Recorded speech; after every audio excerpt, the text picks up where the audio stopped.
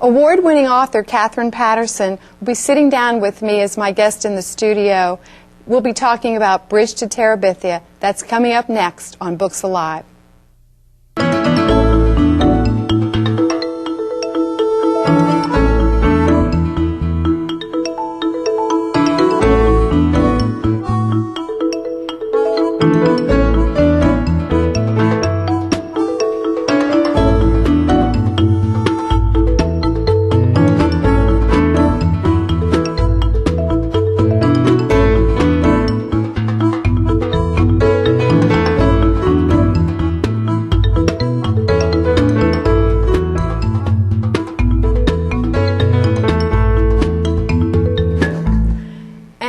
Welcome to Books Alive. It is my absolute great pleasure to tell you that in the studio today, my extra special guest is the one and the only Katherine Paterson. Welcome, Katherine. Thank you. Thank you so much for being here. Well, I'm delighted to be here. We're really just loving it. And you're here in town for the National Book Festival? For the National Book Festival. Is it your first time at the White House? No. It will be my third time, I guess. Wow. Okay. But we're very excited because we have a wonderful book. Oh, yes. And I say we because there are 108 of us who've contributed to this book called Our White House. And where did it come from? What's the... Well, I'm the vice president. I emphasize the vice because our president is a ball of fire. Oh, wow. None of us comes near to her. Okay. And I belong to a group called the National Children's Book and Literacy Alliance. Okay. And we decided that one of the problems was historical illiteracy in this country. Wow. So we decided to ask all of our friends and everyone we knew to contribute to a book which would be about American history through the White House. Wow. And there are lots of delightful things in there. The very first thing you'll see is an advertisement for someone to draw plans for a president's house. Yes. Right there. Let me put that up for you. You know, all the S's have been turned to F's, so it's a little hard to read. And I bet you don't know who wrote that advertisement. I don't. I would guess Benjamin Banneker, but no. Thomas Jefferson. Oh, wow. And Mary Bridget, our president, was telling a group of fourth graders that, and they said, Thomas Jefferson wrote the advertisement, but he wrote the Declaration of Independence. And another kid said, well, it was a very small country. Oh! I guess they were multitasking. Yes, those founding fathers of ours. Right. So we have pieces in there that are like original ancient pieces. Wow. Primary sources. We have a poem there, imagining a conversation between John Adams and his wife Abigail. We have nonfiction pieces about historical events. We have fiction pieces.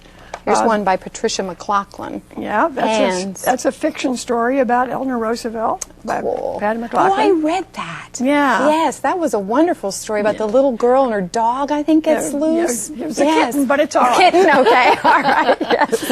Yeah, there's the kitten as we speak. Let's get that up here. Right. Look at that. Yeah, this is great. And you wrote on the press. I wrote on the White House press corps because I think it's so important. Because those are the people who work for the public. Everybody else in the White House works for the president or his wife. But the White House press corps is supposed to be working for us. Wow. And I want to remind them of that. Yeah. Harry Truman reminded the public they were also the mouth of the public to the president because they told the president what the people in America were thinking. So it's a two-way street. Two-way street. Yeah. And that wonderful piece there is... Oh, no, that's not the piece I was thinking about. At the very end of the book, there's another picture of the White House at night. And, cool. And there's the piece there is written by Walt Whitman. There it is. Because he was a nurse during the Civil War, and he used to walk around Washington at night. And he wrote this beautiful piece about looking at the White House at night. Wow. And it's very poetic and very lovely. Who did the illustration? I've forgotten who did that illustration, but it probably says. Okay, James Ransom. Yes, James Ransom. Okay, awesome. Yeah, this is a fascinating book. It's the kind of thing you could pick up any time and turn to a different page. Absolutely. And you're going to get a whole nother look at it, a whole nother insight into it. Yes. Yeah, I found myself doing that. Yeah. I've had it for maybe a month now, and I just kept picking it up off the table and opening it up and looking at something new. Else. And there's a interactive thing, because it also, towards the very end, there's a timeline of all the presidents, and then there's a question mark, because we don't know who the next one will be. And we're working on a prototype of stickers so that you can finish the book. You can watch the election and finish the book. Just one more? Or just well, we'll have to put out another volume. Okay. A 10-year anniversary. Yeah, look at this. A big chair to fill. Leonid Gore. That's a gorgeous picture. Yes, that's a big. That's so wonderful. Wow. And we're hoping it's a book that parents will read with their children, and that teachers will use in the classroom, and that anybody will pick up and just enjoy, as you have. The list of names of the people I was going through to see, did that person kind of make it? And the way it's listed, it reminded me of the Lincoln Memorial and how all the names are carved, and it's very Washington. It's very, very cool.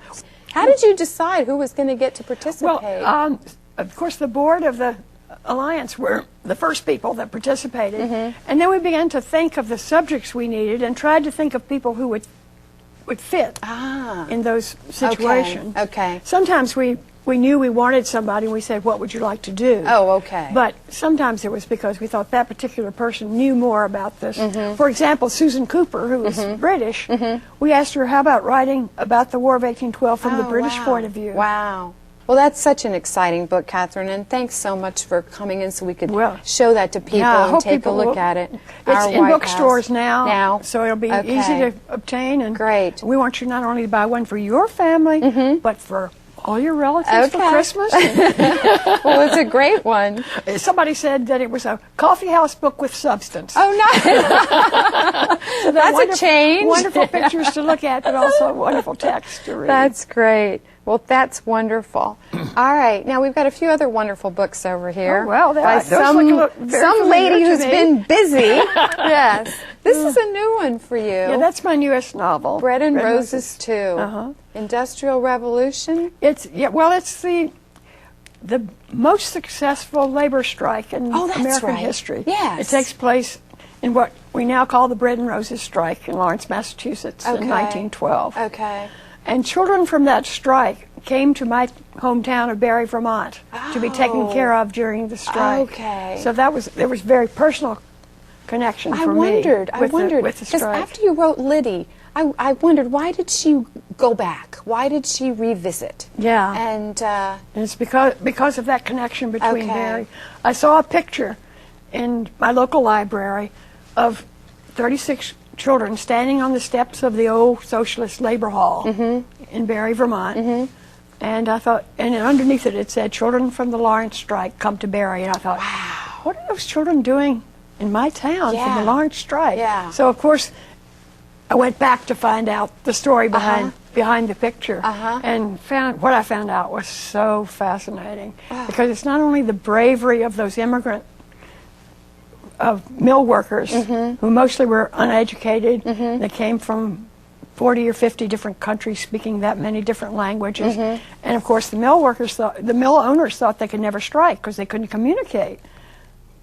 They got together and they struck and they held out and they got every single concession that they asked for. And the women were such powerful voices. Yes. One of the people commenting on it at the time said the women won the strike. And it was a singing strike, and that nothing scares people more, those in high positions more than marching, singing people. And they were marching, singing people. Would you talk about the title?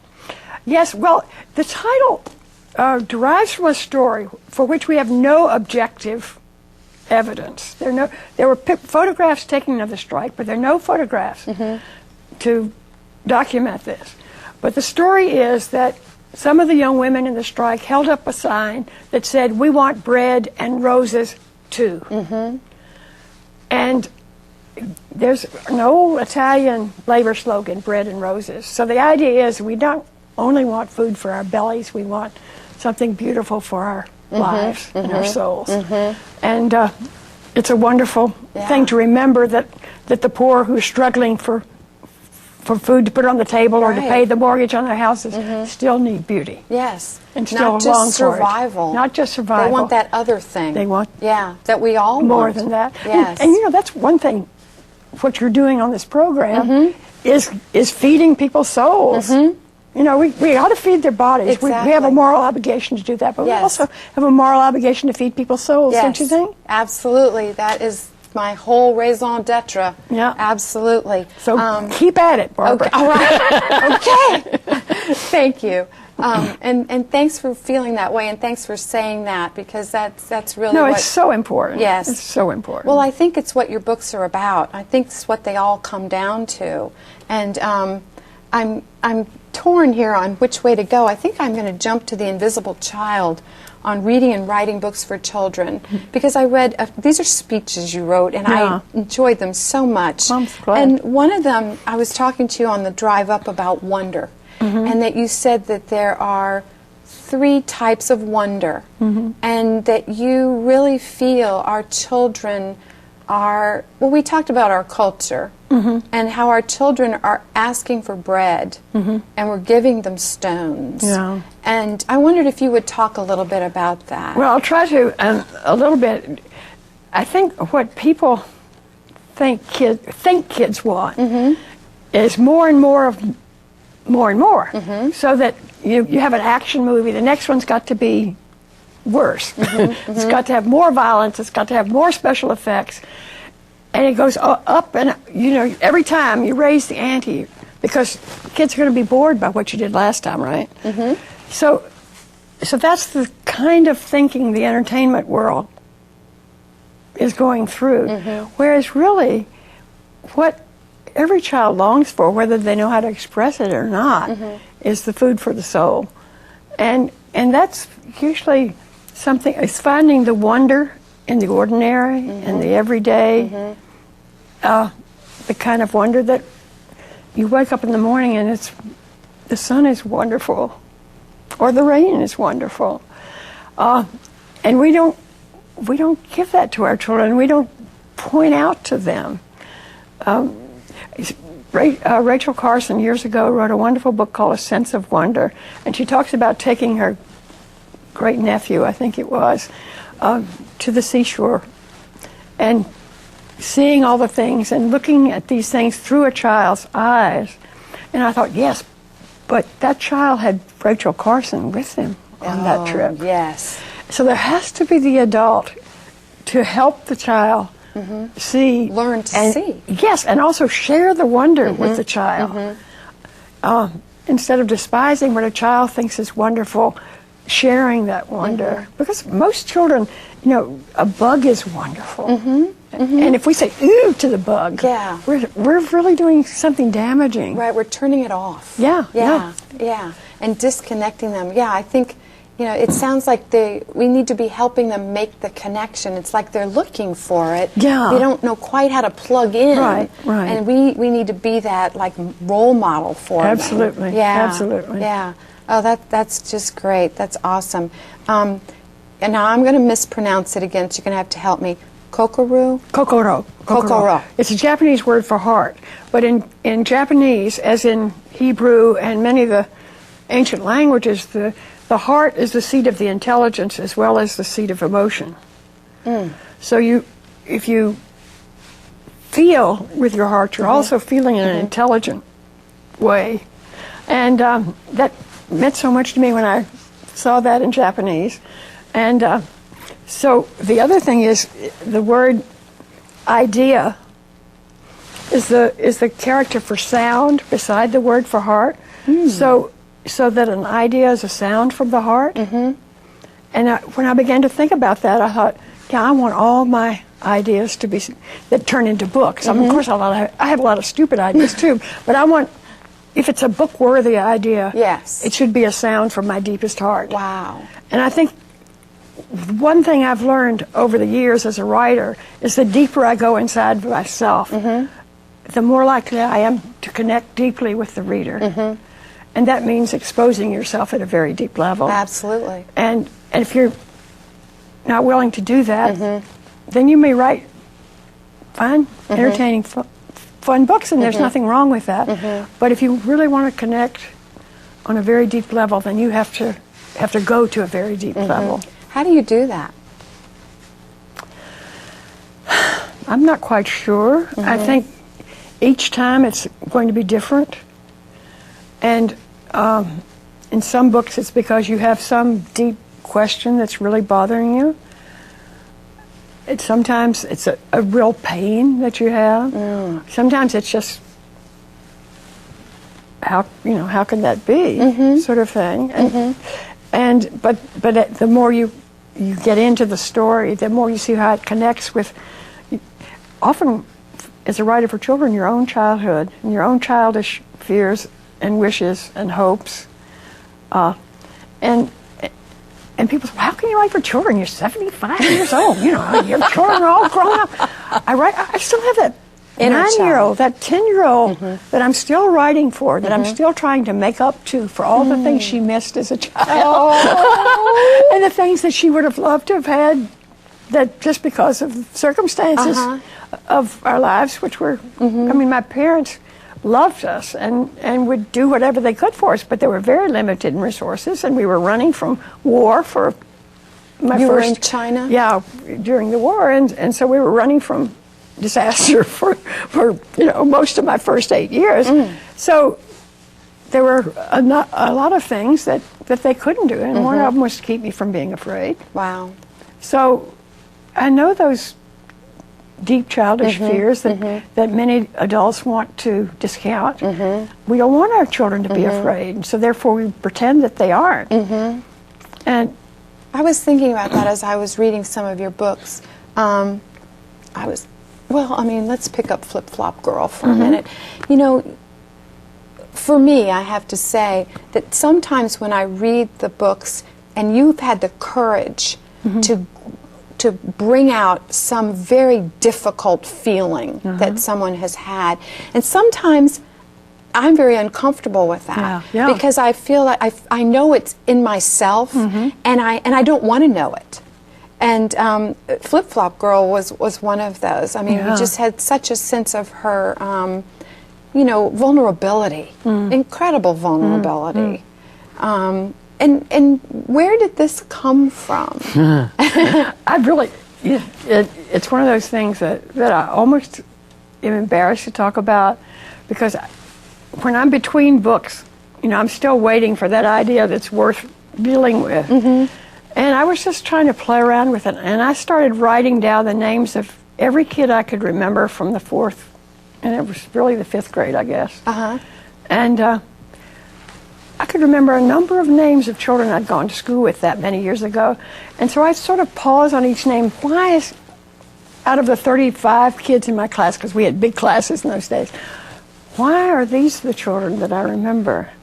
And then I came to one name, and it went straight through me, because that was a child that I had betrayed out of my own unhappiness as a child.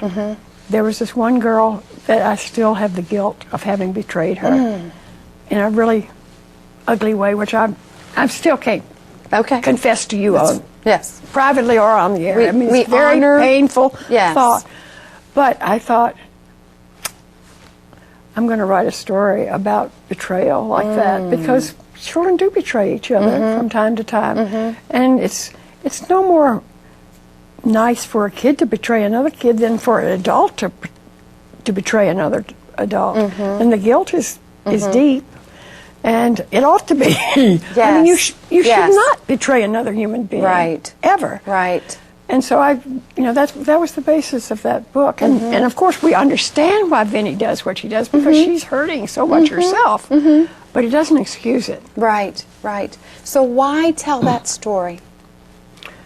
Well, there again, it's because I've gone deep into something that really hurt me, and when I really hurt someone else as a child, And so it's sort of a confession of sin, if you like. But, Okay. But still, I figured if it still bothered me that much, there are probably kids for whom similar experiences would be very painful. And So it's back to coming from your heart Yeah. to their heart Yeah. and back. Yeah, And yeah. that sharing of it.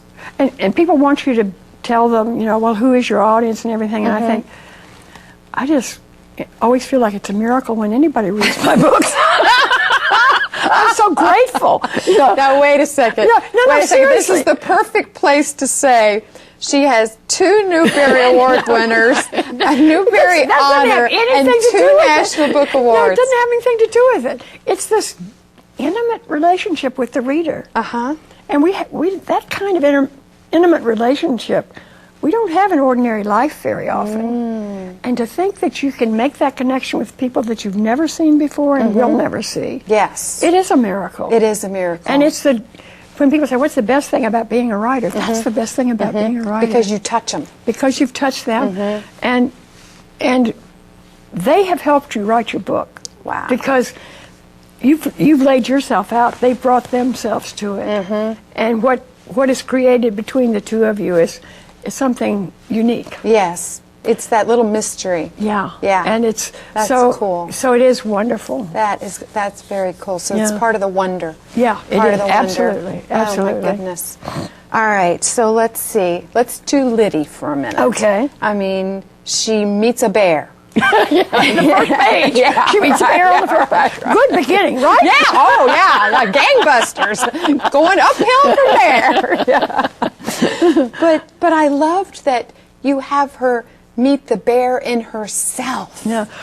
Well, people are always asking about symbols in books. Yeah. I didn't realize the bear was going to be a symbol. I just thought that was a gangbusters start to Yeah, the story. that's great. And it was based on a story I'd read in Vermont history, and I thought, wow, I'm going to give her a bear. Yeah, because I yeah. think that a bear breaking into the cabin is a great beginning. Yeah. And also gave the reason why they left the cabin and why Oh, she right. ended up in the mill. Right. And then as the story went on, I thought, she's always meeting bears. Yeah. But they're not woolly on 4 feet Right, anymore. right. But they're just as terrifying and just as threatening Yes. as that bear she met in the cabin. Now I'm going to challenge you because I want to know. I think her brother's name was Charles. Charlie. Why doesn't he meet a bear? I mean, not an external bear, Yeah. but an internal bear. It's not Charlie's story. Okay, so he gets off easy. Yeah. It's All right. Liddy's story. Okay. It's Liddy's story. So she Now, has if I the bear. read Charlie's story, he Yeah. might have bears You'd too. find him a bear? I found him a bear. But this is Liddy's story. That's great. Well, it's a wonderful heroine here, a wonderful female protagonist, and I'm very fond of Liddy myself. yeah, she's got real backbone and real heart. And she's the only chief character I've ever brought back, except for the I Can Read books where Marvin keeps coming. But people say, well, whatever happened to Liddy? I said, well, you have to read Jip's story. It's not Liddy's story, but you'll find out what happened to Liddy if you read Cool. Jip. I haven't read it. Yeah, well, so read I Jip will. and you'll find out All what right. happens to Oh, Liddy. that's really great to know. She's a minor character, sort All of right. a minor character. Now, That's speaking of people with bears, Jacob have I loved. Yes. I mean, I want to be Caroline. Of course, we all want to be Caroline. Life is so good. And that poor Louise, she struggles. Yes, but it's written in the first person, and Louise is not a totally reliable narrator. Oh, you think? When I started writing that book, I thought I was writing it because I kept meeting adult friends who would just drop these remarks about, well, my mother always loved him best. Or, if my sister hadn't done such and such when I was 7 years old, isn't there some statute of limitations on what your sister does? Yeah, right. You're 7 That's great. And I thought, here we've been talking about in the Freudian thing of parents and child relationships. Really, it's your relationships with your siblings that have such a powerful effect on you for the rest of your life. And they last so much And they longer. last Yeah. longer. And I thought, I'm going to write a story about jealousy like, Jacob and Esau in the Bible. Uh-huh. And I thought it was other people's problems. Oh. I began writing that book. I would go to work so angry I could hardly hold my pen. And I think, if this is not my problem, why am I so angry? Yeah. What is this stirring up inside of me that I've never faced up to before? So, I mean, it's a lot cheaper than going to a psychiatrist, but sometimes it stirs up feelings you not only didn't know you had, but you just assumed not have. Wow. But I think, I was writing it in the third, I was trying to write it in the third person, and I couldn't write it in the third person. I don't like to write in first person. And I thought, well, I'll just write the first draft in first person, and then when I rewrite, I'll fix it. And I started writing the second draft in first person, and I realized a person who is jealous is just wearing blinders. They cannot see anybody else's point of view. So and you came back. It can't be in any other point of view. Yes. It can't be in another point of view. Now, you've been challenged about her not being a doctor at the end. Yes. What do you want to say in your defense? She's more of a doctor than most doctors we know. But the other thing is, you have to look at the times. You have to look at the times. The veterans were coming back from World War II. They were filling up the medical schools. They didn't want girls in the medical school at that point. And so that was... It was realistic. Women of my generation were discouraged from doing jobs like that. You can be a nurse, you can be a teacher, you can be a secretary, but don't try to be the boss, don't try to be the doctor, don't try to be the principal. Fortunately, things have changed. Yes, you've come a long way. Can you remember where you were when you found out you'd won the Newbery? Well, for this book? Yeah, I was walking past the desk. It was about 9 o'clock in the morning, and the telephone rang, and there was this woman in Wisconsin that I know, and I said, "Oh, I'm so glad you called, Jenny, because I'm supposed to speak in Wisconsin, and I don't know that I've gotten the date or the place straight yet." She said, "I'm not calling about speaking in Wisconsin. Oh, no. I'm calling to tell you that Jacob I Love has won the Newbery." I said, "You've got to be kidding." Oh, wow. She said, "Katherine, Yeah. I wouldn't kid about something like that." So how'd you feel? Well, I couldn't believe it because, Bridge To Terabithia just won the Newbery, 3 years before, and it don't happen. Yeah. So, wow. And I thought, well, it's not fair. All these other people writing all these wonderful books, and I should have another one before. Oh, that's great. These wonderful people have gotten another. Well, I am very proud. I must say, I'm very proud of that book because it was a extremely difficult book to write. I'll bet. And when I finally finished it to the point where I could look at it objectively, and I thought, by gum, I did it. Nice one. Good job. Good job. And it's set in our kind of watery area around here, at least geographically, with the watermen and everything. Right. So that would be another thing that people around here might really want to pick it up for. But those are some very powerful young ladies. Now, geographically, we're going to jump. Yeah. And also in time, The Master Puppeteer. This is a National Book Award winner. Right. And you were a missionary in Japan? Is that where this was born? Yes, I was a missionary in Japan for 4 years. Okay. And went to the puppet theater.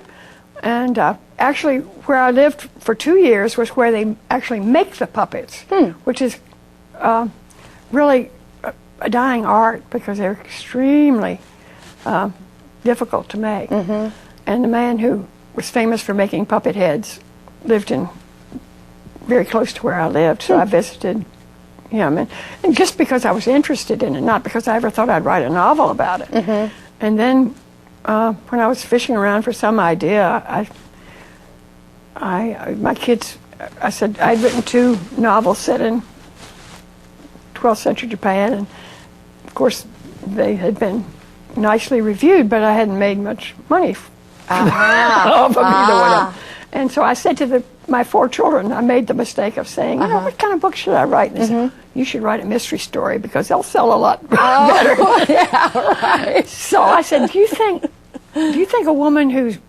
lost in chess to her 6-year-old has the brains to write a mystery novel? And they agreed that it would be somewhat of a challenge. But if I was interested in making any money for the family, I should do better than historical novel set in 12th century Japan.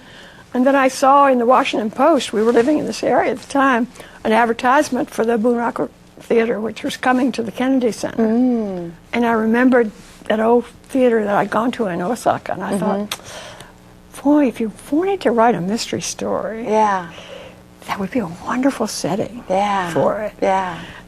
And so I said to the kids, you know, I can't write a mystery story, but I think I can try an adventure story, and I'll put as much suspense in as possible. But I kind of got an award from the Mystery Writers of America, so maybe I wrote a mystery story. Who knows? Wow. I mean, they sent the citation to my editor, because I've had the same editor since 1970. Wow. And Virginia called me up and she said, I didn't know you'd written a mystery story. Which one was that? I said, well, what do you know, Virginia? Right. You need to read closer. So if you want a mystery story from me, that's the closest I've come. This is it. Well, the character of Kinshi. Oh my goodness. Where did that come from? I'm not sure. No. You know? He has such honor and integrity and gentleness. And part of it, I think, was the interviews I had with the people who actually worked in the theater. He seemed very much the son of a master puppeteer, and wanting to please his father, but never quite being up to his father's standards. Yeah, I love that character very, very much. Why did you take away his hand? Oh gosh, I'm always doing horrible things. Yes. That was a horrible thing. It was. But he would never have to. Once he lost his hand, he would never have to compete with his father again. He could be a reciter. And he would be a wonderful reciter. And he could have a part in the theater. But he would not have to be his father's son again. Oh my gosh. Kind of that was way. so poignant. It was just unbelievable. Very powerful. When I started the book, I wasn't sure I was going to like it, just because of the setting and the time and everything. Because it is exotic. Yes, but it did draw me in. What do you hear from kids about this? Well, some kids say, who love those early Japanese books, and then I went to writing Bridge To Terabithia and set in this country. They said, when are you going to write a real book again? So I do have sort of different readers for those books. Okay. They're still read, which is kind of wonderful after all these years. And of course, the ones set in the United States are much more popular than the Japanese ones. But I have these fervent fans of the Japanese ones, which is nice. Well, again, your heart would be reaching out and connecting to their heart again in this book, so as you do in all of them. Speaking of which, Preacher's Boy. Now that's the only other book I wrote in first person because he's so self-centered. The book wouldn't work in third. But I really liked him. And this is kind of my salute to my cousin Mark Twain. I'm related to Mark Twain. No kidding. Yeah, and so I thought, I'm going to write a Mark Twainish kind of. Yeah, how close of a connection do you have? It's closer than you think. His father and my great-grandfather were brothers. Wow. But my grandmother was the youngest child of this great-grandfather who lived to be 103 years old and had more than one wife. And he was much younger than Mark Twain's father, who went off to Missouri, left Virginia, went off to Missouri when he was very, very young. So there was very little connection. So the gene pool. No connection. The gene pool. But the gene. I mean, I like to claim kinship. Mark Twain. Yes. Hey. But anyhow, of course, like any literate American, I love Mark Twain. Yeah. And so I thought, well, it would be fun to write a Mark Twainish kind of book. Wow. Delusions of grandeur, I assure you. But I wanted it to be fun. Yeah. I wanted it to be fun. Yeah.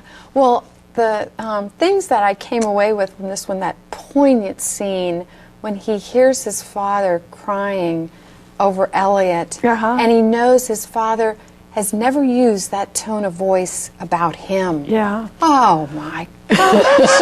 Break your heart. see. Didn't mean to. It's supposed to be a funny book, Barbara. No, I was not laughing. No, that was great. And then bringing in new ideas and the Darwinism and everything. Yeah. You must have had a lot of fun with that. I did. I started, sort of the impetus for writing the book was, this is the end of the 20th century. And people were asking me to write chapters in books about the millennium and, looking back over the last 100 years or 1,000 years. And I wonder what people at the end of the 19th century were thinking was going to happen in the 20th century. So I went back and did a lot of research on what was happening in that period. And it was interesting how many of the problems of that period are still with us. Oh, that's not a good thing. Not a good thing. No. Not a good thing. Oh, darn. Okay. All right. Well, we're going to take a break, but when we come back, we're going to be talking about the Bridge to Terabithia. So please stay with us.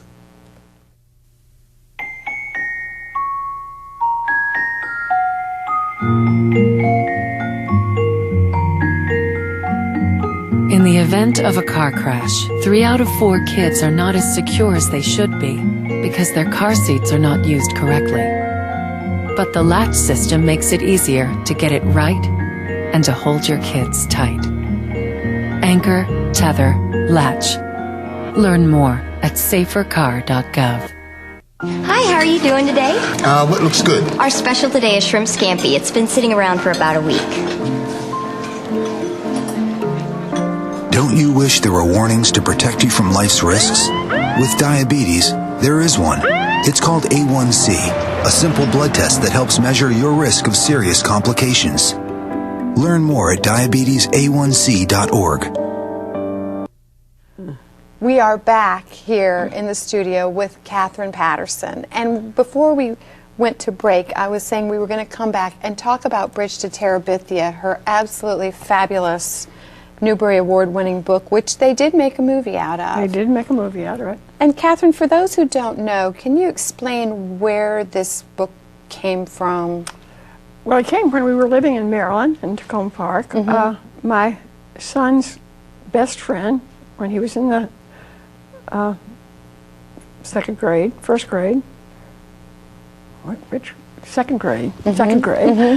a little girl named Lisa Hill. And they did everything together. And he'd just moved to a new school. They closed the little school, and he'd moved to a big school, and was miserable until he met Lisa. And first I was a little worried that his best friend was a girl, because they'd thought he was weird before that. Now, was he ever going to fit in, sort of thing. Sorry, girls. But then I met Lisa, and she was such a terrific little kid. I knew anybody was lucky to have her for a friend. She was a tomboy. She was the only girl who would dare play on the boys' teams, and she was very imaginative and funny, and she thought he was hilarious, and he thought she was hilarious. And the summer after the second grade, she went to Bethany Beach with her family and was struck and killed by lightning. And wow. That's I mean, powerful. what do you do Yes. with your child who's lost his best friend? And I couldn't bring Lisa back from the dead, obviously, which is what I'd want to do. I couldn't even comfort him. So I did what writers do, and I tried to turn it into a story, because I knew that a story has to make sense, whereas that death made no sense to any of us. And so that's how the story came to be written. I read that you also had cancer at the time. I had cancer that same spring, and so the kids thought I was going to die, and then Lisa really died, and wow, it was a pretty bad year in our lives.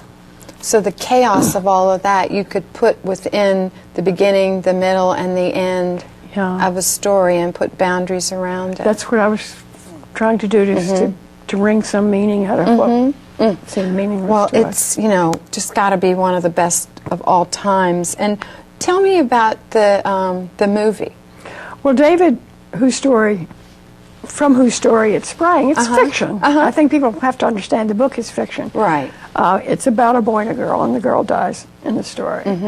But for a long time, the book was very painful to him, and he I read it to him before I sent it to my editor, Virginia, because I wanted him to be able to say whether he wanted it published or not.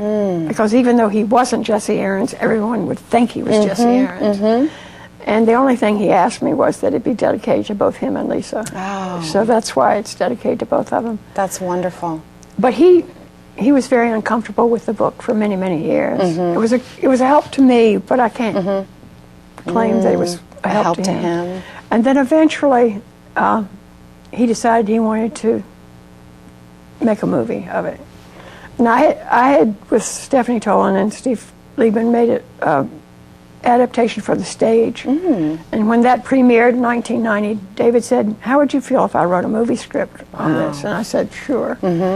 And when we were doing the promotional tours, somebody said, "How long did it take to make this movie?" He said, 17 years. And I said, "David, you're only 40 years old. That's not possible." And he said, "Mom, I asked you in 1990 if I could." Wow. And that was 2007 when the movie was actually And you went out to theaters. Hollywood? We went out to Hollywood. It was quite a surreal experience to go to Hollywood. And all of the family, except one son-in-law who had to stay home and work, went out. We had a great time. And you know, if you don't take Hollywood too seriously, you can really enjoy it. Oh, cool. It was like an amusement park. It was like a fancy amusement. They would send somebody to do my hair and makeup every morning. Great, you know, great. And people would say, "You're doing your hair differently in that picture." And I said, "Yes, my hair was different every day." Never looked the same, depending on who happened to be doing it that day. So that was the glamorous era. That was the glamorous part. And, but it was, you know, it was fun. And Dave and I did a lot of interviews together, so they said, "Well, wasn't it hard, you know, trying to keep the integrity of the story, you know, against all the might of Hollywood?" And he said, "Well, yeah, you know, sometimes I would hit a brick wall, but I'd do what any good kid would do. I'd call my mom." Well, we hadn't been home from the premiere 2 days when he called me up. He said, "Okay, I've already had my wrist slapped." And I said, "What?" And he said, "I was called up and told that I shouldn't have said that I called my mom." Oh, dear. And he was 40? He was 40, calling his mommy. Oh, well, they still need to do that. I said, one, they don't have any sense of humor, and two, Right. it was true. Right, yeah, right. Can't argue against any of that. All right, the Great Gilly Hopkins. She's a rascal. Yeah, well, she's a very angry, hurt child. And where did this one come from? We were asked to be temporary foster parents for a brief period, my husband and I. And I thought, you know, 4 kids, 6 kids, what's the big deal? And I learned more about myself during that period than I really wanted to find out. Ooh, wow. Because, you know, 2 of our daughters are both adopted, and I thought, you know, what's the difference? There's a lot of difference between an adopted kid to whom you have pledged your life Yes. and a kid that's going to be there temporarily. Oh. And I suddenly realized that I was treating 2 human beings as though they were Kleenex. Oh. Oh, gosh. And I thought, here I am, I think I'm this nice person, Right. and I'm treating 2 human beings What as a though they're brave thing to disposable. say, Catherine. What a brave thing to say. Well, I mean, when it's true, it's true. And I thought, how would I feel if I thought the world treated me as disposable? And I decided I'd be very angry. And I'd try to get them before they got me. So she came to be. And so that's Wow. Gilly Hopkins. Now, Trotter. People say, which is your favorite book? I never know the answer. They say, who is your favorite character? It's Mamie Trotter. Oh, wow. And she's not anything that you would expect a heroine to be, you know? And she's such a wonderful human being. Yeah, I love that woman. Goodness. Did you have somebody you model, you know, used as a model for her? Well, I was at the University of Southern Mississippi, and I was being led to the platform to speak, and this woman grabbed me, and she said, wait, I've got to talk to you. I'm doing a doctoral dissertation at the University of Chicago on Southern settings for children's books, and I've got to know, who is Mamie Trotter? Oh, wow. And this woman was taking me to the platform, was not amused. Oh. And so I called out to her as I was being led away, God! Oh! Whoa! And she went, oh! I said, well, I didn't know if they believed in God at the University of Chicago, Oh! but I was sure they didn't think she spoke with a Southern accent. Oh my gosh. That is wonderful. It's the kind of love Wow. that I believe God gives us. Yes. I Wow. don't think God's fat Yes. and Yes. Appalachian Right. and messy, Yeah.